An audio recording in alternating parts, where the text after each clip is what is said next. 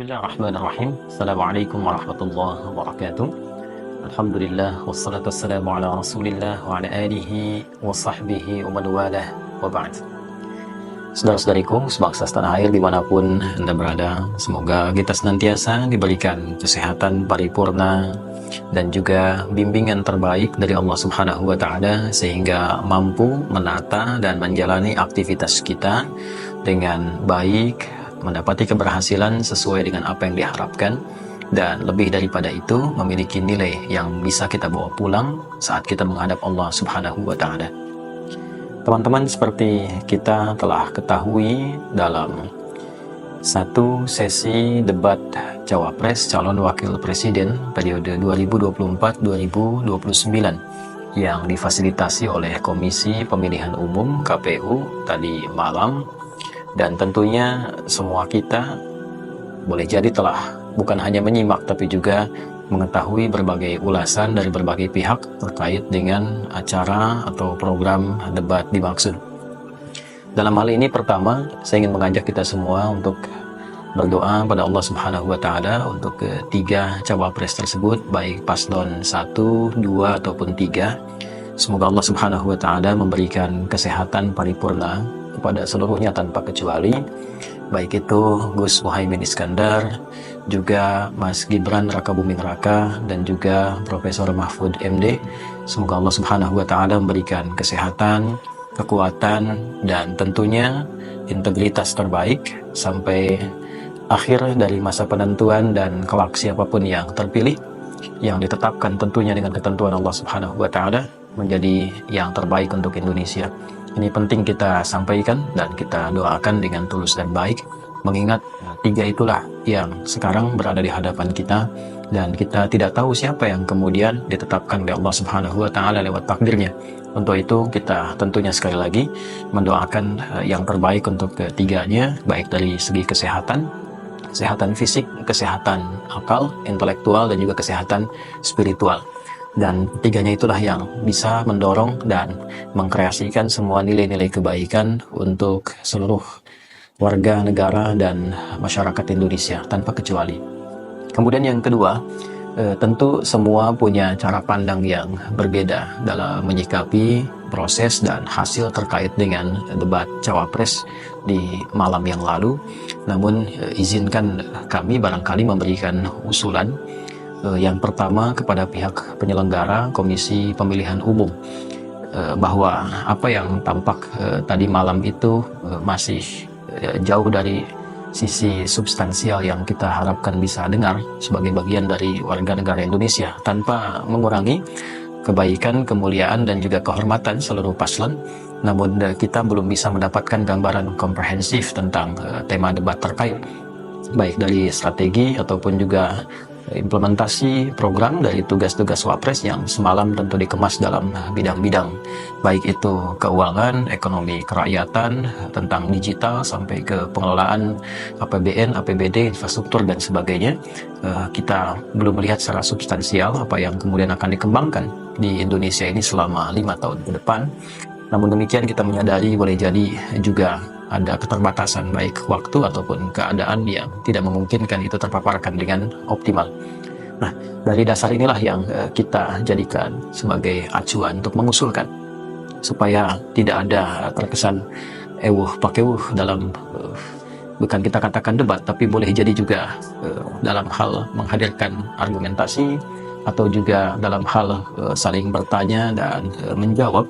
Di titik ini penting kiranya untuk kami, kalau diperkenankan memberikan masukan, debat-debat ke depan itu masih ada mungkin 3 atau 4 sesi, akan lebih bagus bila dihadirkan panelis-panelis yang mewakili bagian dari provinsi-provinsi di Indonesia, dipilih secara profesional dan proporsional. Kalau kita punya 5 atau 6 sesi debat dari 38 provinsi, kita bisa hadirkan 6 sampai 7 panelis di setiap sesi yang mewakili bagian dari seluruh provinsi. Dan ini akan sangat fair bila pertanyaan-pertanyaan itu ditujukan langsung oleh yang mewakili setiap provinsinya, membawa kegelisahan di daerahnya, permasalahan real yang dihadapi di wilayahnya, lalu ditanyakan kepada calon-calon dimaksud, Anda punya solusi apa? Anda punya program apa untuk mengatasi persoalan-persoalan yang real terjadi di lapangan, bukan sebuah konsepsi yang belum tentu dibutuhkan oleh masyarakat pada umumnya. Sekalipun itu tentu akan memiliki kajian-kajian hukum tersendiri, draft naskah hukum tersendiri yang dipelajari, tapi akan sangat lebih baik jika itu didapatkan dari persoalan real yang hadir di lapangan untuk kemudian didengar visi dan misinya, lantas kemudian akan jadi rekomendasi ketika satu di antara tiga itu terpilih menjadi calon wakil presiden untuk ke depan. Pun demikian dengan konsep calon presiden jika terjadi debat-debat di kemudian waktu. Saya kira panelis ini akan lebih ideal, lebih bebas, lebih objektif, dan juga akan lebih tepat kepada sasaran-sasaran materi yang diperlukan. Sekaligus publik juga bisa menangkap secara genuine, secara natural, bagaimana karakteristik, juga cara berpikir, dan juga secara konseptual dari pasangan-pasangan ini, baik capres ataupun cawapres untuk ke depan. Semalam yang terlihat tentu juga jadi ada usulan baru untuk ke depan supaya tidak ada rasa canggung dan ada kebebasan untuk berekspresi dalam menampilkan argumentasi, atau dalam konteks tadi malam itu berdebat.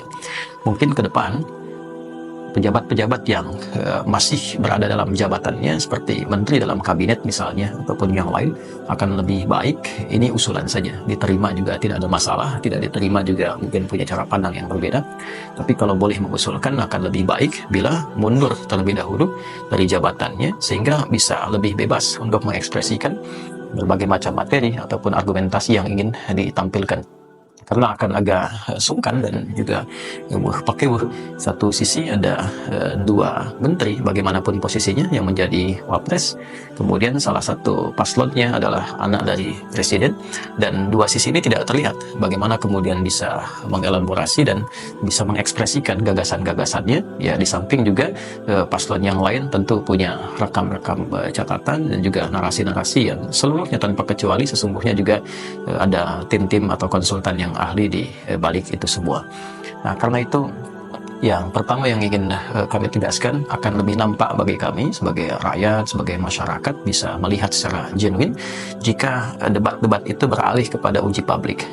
Uji publik yang diwakili tentunya oleh perwakilan dari setiap provinsi, setidaknya pilih satu orang, dan setiap satu orang ini sudah memiliki bahan-bahan yang dibutuhkan di setiap daerahnya, setiap provinsinya, yang itu kemudian dikonfirmasikan kepada calon-calon dimaksud untuk mendapatkan tanggapan, mendapatkan solusi, dan mendapatkan rancangan visi, misi, atau program ke depan jika satu di antara mereka terpilih untuk menjadi calon presiden ataupun calon wakil presiden. Dan itu saya kira akan lebih real, dan perbincangan juga pasca acara debat itu akan lebih kontekstual dan konseptual di kalangan masyarakat. Karena yang kita dapatkan adalah bagaimana gagasan-gagasan itu bisa tampil sesuai dengan fakta-fakta di lapangan yang diperlukan. Ini bagian yang pertama. Yang kedua, kami kira siapapun yang terpilih, kami ingin mengusulkan satu program yang menyatukan berbagai atau beragam materi debat yang tadi malam ditampilkan tentang persoalan keuangan, persoalan ekonomi kerakyatan, tentang digital. Nah, bagaimana kalau kita usulkan satu program bernama glokalisasi, yang sebagian dari nafasnya sudah sering kami gaungkan di daerah-daerah. Glokalisasi ini menggabungkan apa yang ingin ditampilkan dalam materi debat tadi malam itu, bagaimana kita berbicara tentang penyatuan sinergitas dalam satu lingkup daerah lokal di setiap daerah, menggabungkan sistem digital untuk mengakomodir semua potensi-potensi pergerakan, baik itu ekonomi, kerakyatan, dan juga ruang-ruang digital yang menampung semua kebutuhan masyarakat di dalamnya yang terintegrasi satu dengan yang lainnya. Misal, kenapa tidak ada di setiap daerah itu ya satu saja yang bisa membuat aplikasi? Ya, misal bupati membuatkan aplikasi untuk wilayah sekitarannya.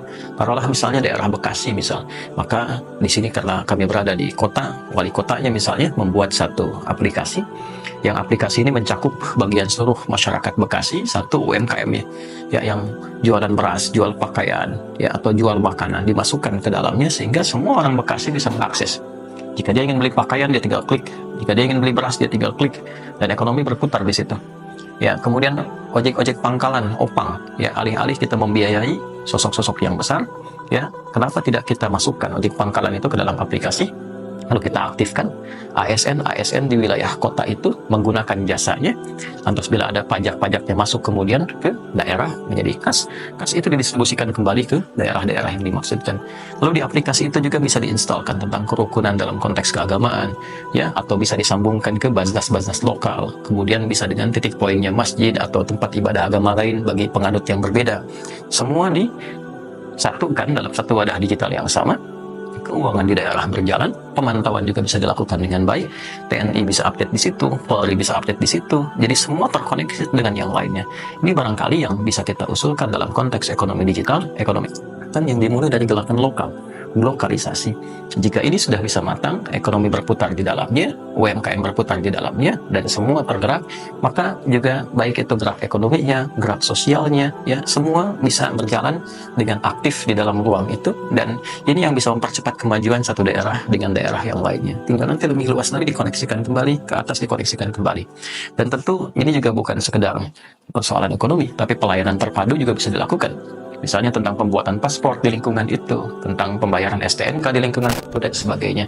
Nah, ini saya kira hal-hal yang konkret yang bisa diusulkan untuk ke depan siapapun yang terpilih untuk bisa menggerakkan itu, ya, alih-alih kita hanya barangkali menyusun strategi bagaimana caranya menang dalam debat. Itu hal klasik yang kiranya semua peserta sah-sah saja, semuanya sangat sah untuk bisa unggul dalam debat, untuk bisa tampil dan sebagainya. Tapi yang paling penting adalah bagaimana gagasan-gagasan yang ditampilkan para wapres itu adalah gagasan yang diperlukan oleh seluruh lapisan masyarakat Indonesia menjadi solusi dari semua persoalan yang dialami setiap wilayah negara kesatuan Republik Indonesia.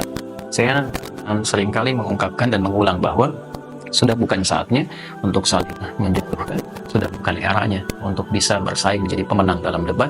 Sekarang yang diperlukan adalah masyarakat gagasan dan program yang akan ditampilkan ketika menjadi wapres yang menjadi solusi dari semua persoalan yang dialami oleh kita sebagai masyarakat Indonesia. Ya, itu poin besarnya, dan usulan kami sekali lagi, jikapun KPU berkenan ke depan dalam sesi debat selanjutnya, akan sangat elok bila ada panelis yang mewakili bagian dari provinsi-provinsi atau daerah di Indonesia yang bisa mengkonfirmasi langsung dengan data-data yang dimiliki setiap daerah, sehingga masyarakat daerahnya mendengar, oh ini rupanya Jawa Barat, Jawa Tengah, kemudian Jawa Timur sampai ke Sumatera, bahkan dari Sabang sampai Merauke, mereka merasa, oh capres ini, cawapres ini akan memberikan solusi bagi daerah kami seperti ini.